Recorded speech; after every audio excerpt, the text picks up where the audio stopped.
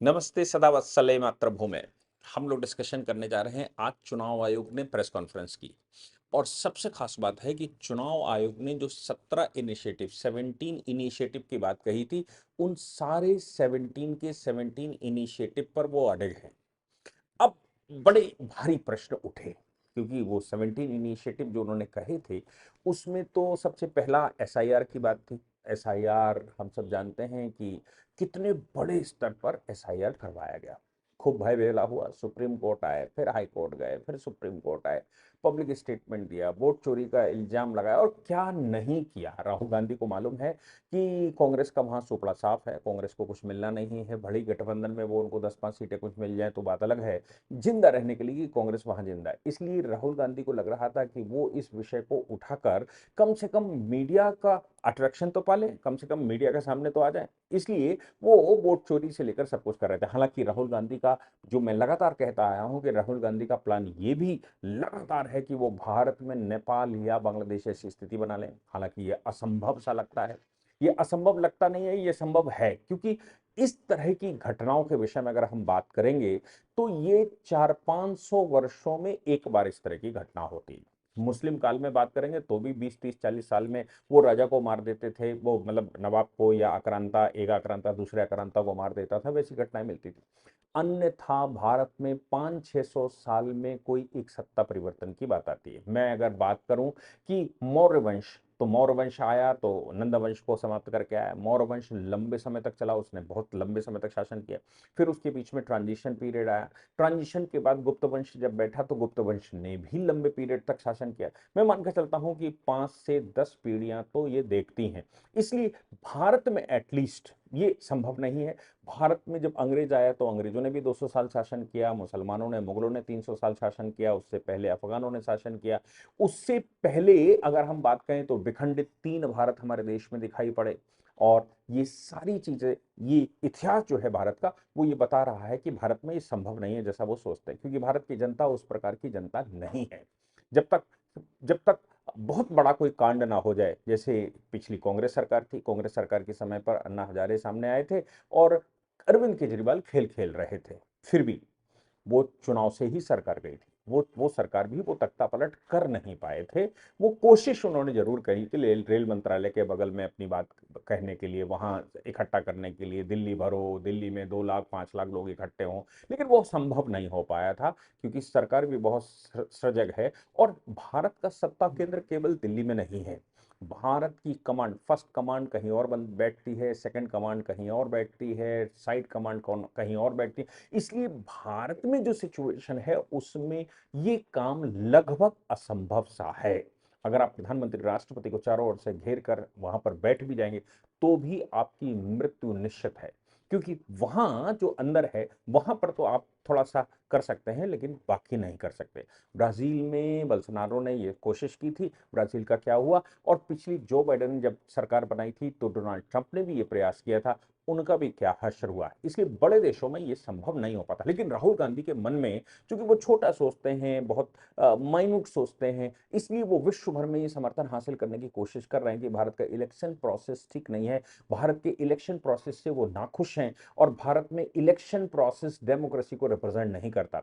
क्योंकि जब तक इलेक्शन को डिस्प्यूटेड नहीं कर पाएंगे, जैसा बांग्लादेश में हुआ, जैसा नेपाल में हुआ, जब तक इलेक्शन प्रोसेस को वो डिस्प्यूटेड नहीं कर पाएंगे तब तक भारत में इस तरह का मूवमेंट वो खड़ा नहीं कर सकते। हालांकि सीए के दौरान उन्होंने पूरी कोशिश की थी, शाहीन बाग जैसी परिस्थितियां भी बन गई थी। और हम ये भी जानते हैं कि उससे पहले उसी समय पर किसान मूवमेंट के टाइम पर भी उन्होंने ऐसा प्रयास किया था। वो कई बार इस तरह के प्रयास कर चुके हैं, लेकिन ये संभव भारत में हो नहीं पाता। इसलिए राहुल गांधी तो जो अनाप शनाप बक सकते थे और विश्व भर में जो वो बक सकते थे वो बक रहे हैं। पूरा विश्व भी उनके लिए कैसे सोचता होगा, आप याद करिए। उसकी तरह सोचता हो जो अंग्रेजों का साथ देता था और बाद में अंग्रेज उसको ही मार देता था। क्यों मार देता था?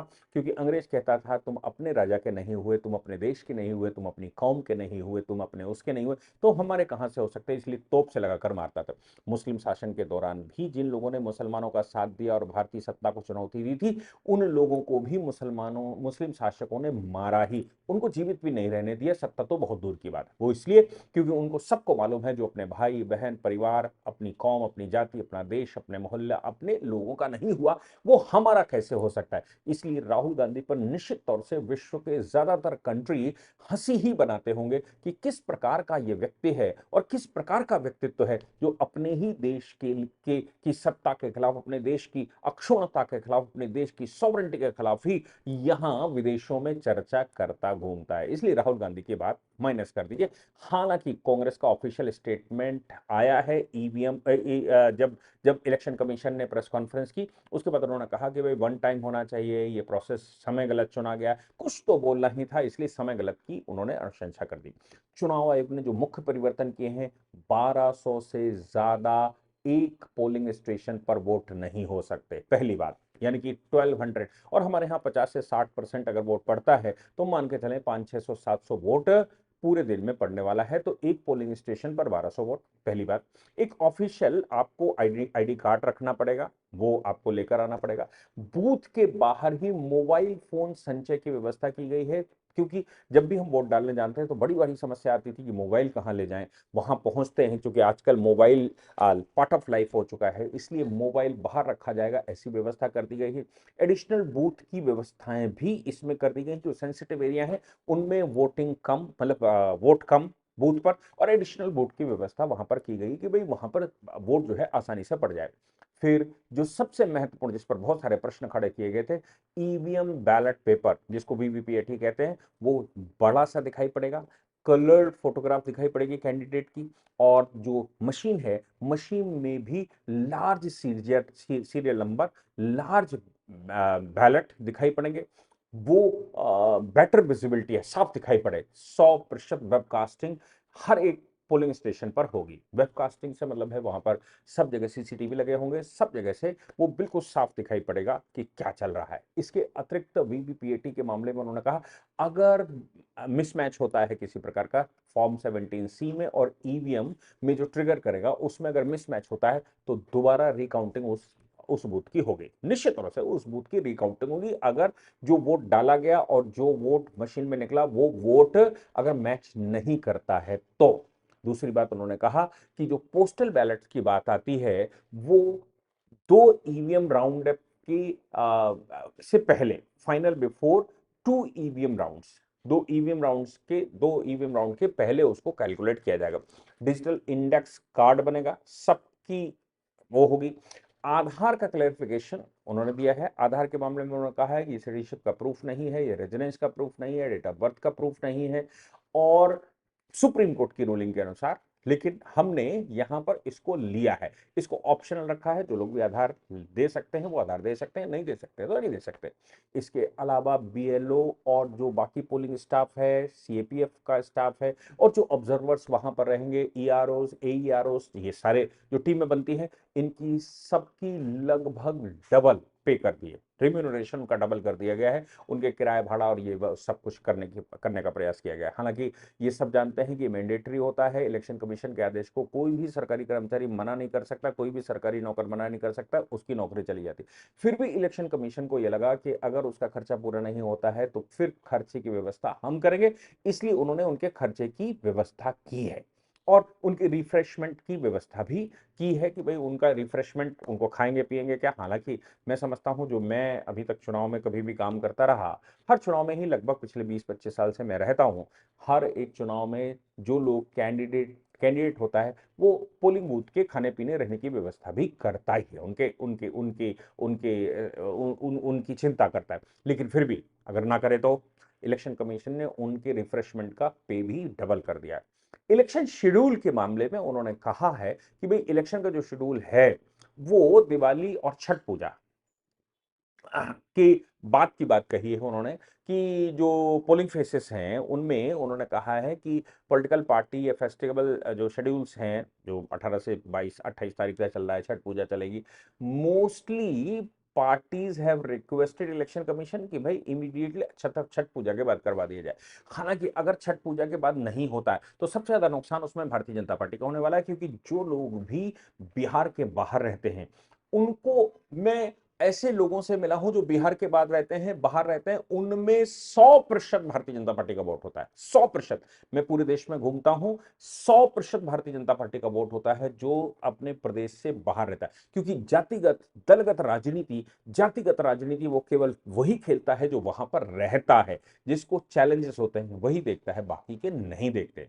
हालांकि इस बात पर पॉलिटिकल पार्टीज के रिएक्शन, मुझे लगा था कि आरजेडी इस पर विरोध करेगा, सही से करेगा, कांग्रेस भी करेगी, लेकिन तेजस्वी यादव ने जिस प्रकार से वेलकम किया है और बाकी अपोजिशन के लीडर्स ने वेलकम किया है और उन्होंने कहा है कि जिस प्रकार से इलेक्शन कमीशन ने ये 17 सूत्री इनिशिएटिव लिए हैं, इनमें फेयर और इंड्यूसमेंट फ्री इलेक्शन की बात कर रहे हैं, कैमरे लगाकर करेंगे, बड़ा बड़ा दिखाई पड़े, वो दोबारा उसमें हो जाएगा और ज्यादा पोलिंग, ये सारी चीजों को लेकर मतलब ये संभव नहीं होता है। फिलहाल कुछ समय से इलेक्शन कमीशन को ही ये अपोजिशन मानकर लोग लड़ते हैं, क्योंकि हारने की संभावना इनकी ज्यादा रहती है, इसलिए सबसे पहले ये इलेक्शन कमीशन को डिस्प्यूटेड कर देते हैं। लेकिन इस बार इलेक्शन कमीशन को डिस्प्यूट नहीं कर पाए हैं। जिस प्रकार से इलेक्शन कमीशन ने आज रोड मैप रखा है उसके अनुसार ये कोई कुछ कह नहीं पा रहे। हालांकि आरजेडी और कांग्रेस या जेडीयू, ये इनका सबका एक मत है कि भाई सिंगल फेस होना चाहिए पहली बार, और छठ पूजा के तुरंत बाद होना चाहिए, क्योंकि छठ पूजा में लगभग बिहार का रहने वाला देश में किसी कोने पर रहता है, वो मोर देन 50% व्यक्ति अपने घर जाता है। मैं मानता हूं कि अगर छठ पूजा के बाद वहां पर चुनाव करवा दिया जाता है तो पूरे देश से 100% व्यक्ति भी जिसका वोट वहां पर है और देश में कहीं भी रहता है, जिसकी बहुत मजबूरी पड़ जाए, उसको छोड़कर वो सारे के सारे वहां वोट डालने जाएंगे। चुनाव में वो जो वोट है, वोट का परसेंटेज बढ़ जाएगा और भारतीय जनता पार्टी जेडीयू के गठबंधन की जीतने की संभावनाएं कम से कम 20% और बढ़ जाएंगी। मेरा मानना है 20%। 20% से मतलब है कि वैसे ही 50-60% वोट पड़ता है, मैं मान के चलूं कि 20-25% लोग वहां वोट डालने के लिए जाएंगे और ये पूरा परिवार जाएगा, लेकिन 20-25% वोट बढ़ेगा। ये सारा 20 से 25% वोट सीधा सीधा बीजेपी का है। तो ये लोग जो कह रहे हैं, मुझे लगता है चलो आपको ये मानना चाहिए, भारतीय जनता पार्टी भी इसी मत की है, उनको ये मानना चाहिए। लेकिन एक बात जो जन स्वराज पार्टी ने कही है, उन्होंने कहा है कि पोलिंग इंफ्रास्ट्रक्चर पर सभी पार्टियों को इक्वल एक्सेस होना चाहिए। इक्वल एक्सेस से मतलब है कि जो एजेंट रहते हैं, जो बाकी लोग रहते हैं, क्योंकि इस बार जन स्वराज पार्टी विधानसभा का चुनाव लड़ने जा रही है और जन स्वराज पार्टी का मेरा मानना है प्रशांत किशोर एक बड़े फैक्टर हो सकते हैं। वो सरकार भले ही ना बना पाए, लेकिन वो जीत हार के परिणाम में एक बड़ी भूमिका निभा सकते हैं। और ये जो जन स्वराज पार्टी है, ये वोट जहां तक काटेगा, ये पढ़ा लिखा वोट काटेगा। तो ये मतलब जन स्वराज पार्टी का कैंडिडेट बीजेपी का नुकसान कर सकता है, ऐसा मेरा मानना है। लेकिन बीजेपी, चूंकि ये बीजेपी माइंडेड है, इसलिए भारतीय जनता पार्टी का वोट भारतीय जनता पार्टी से कितना काट पाएंगे, ये एक बड़ा प्रश्न है। लेकिन मेरा मानना बिल्कुल यहां पर साफ है कि जिस प्रकार से इन सब के बयान आए हैं, जिस प्रकार से ये सारे के सारे एक सुर में ये बता रहे हैं कि नहीं साहब, चुनाव आयोग का प्लान बहुत अच्छा है, बहुत फेयर इलेक्शन की बात कह रहे हैं, या फिर जो और स्टेटमेंट आए हैं, अभी तक चुनाव आयोग की प्रेस कॉन्फ्रेंस के बाद एक भी स्टेटमेंट ऐसा नहीं मुझे लगा है जो चुनाव आयोग के विरुद्ध, एसआईआर पर भी कोई स्टेटमेंट नहीं आया, बाकी पर भी कोई स्टेटमेंट नहीं है, क्योंकि सुप्रीम कोर्ट बार बार होकर आए हैं। इतने सारे वोट कटने के बावजूद अब मुझे लगता है कि ये सब नॉर्मलाइज हो गए, उनको ये लगने लगा है कि अब ये जो राहुल गांधी कर रहे हैं, इसका उनको नुकसान हो सकता है, इसका फायदा नहीं होगा। इसलिए अब चुनाव आयोग के बैनर तले सभी एक सुर में एक तरह की भाषा का इस्तेमाल कर रहे हैं। ये मुझे लगता है चुनाव आयोग की आज की प्रेस कॉन्फ्रेंस और उनका 17 सूत्री जो फॉर्मूला उन्होंने बनाया है, वो पोलिंग स्टेशन तक की बात है, वोट खुलने तक की बात है, वो थोड़े थोड़े वहां पर अप्लाई करेंगे, थोड़े भी अप्लाई करेंगे, लेकिन ये स्वागत योग्य है। और फ्री फेयर इलेक्शन, पूरे विश्व को ये मैसेज देना कि भारत में फ्री फेयर इलेक्शन होता है, राहुल गांधी के मुंह पर एक बहुत बड़ा बाला होगा। और मैं मानता हूं कि पूरे विश्व में भारत की प्रतिष्ठा पुनः स्थापित हो ही रही है। जितना इन्होंने डैमेज किया है, हालांकि उससे पूरे विश्व को मतलब नहीं है, लोगों को भी मतलब नहीं, लेकिन जितनी भी डैमेज कर सकते थे, वो जो डैमेज इन्होंने किया है, उस डैमेज का कंपेशनेट होने वाला है। जय हिंद, जय भारत, वंदे मातरम।